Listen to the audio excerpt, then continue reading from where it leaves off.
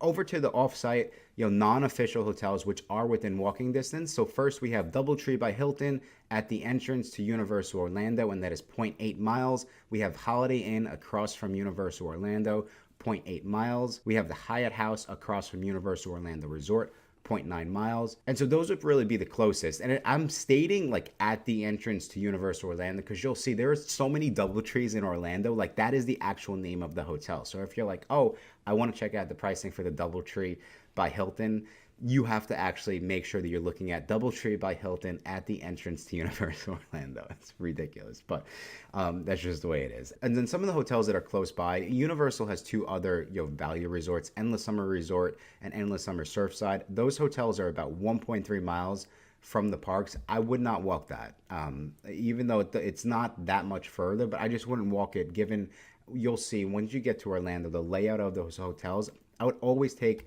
advantage of the free transportation if you're staying at Endless Summer, Dockside, or Surfside. You take advantage of the free transportation, and that brings me to my next pro, right? All of the Universal Orlando hotels come with free transportation. So no matter which hotel you stay at, even if you stay at the ones closest to the parks, you do have free transportation. You have shuttle buses, you have ferry boats within the hotels that are included with the ferry boats over to the theme park. So you really never have to worry about walking if you don't want to. You never have to worry about getting there if you don't want to. You always can rely on the free Universal Orlando transportation if you're staying at an official Universal Orlando hotel.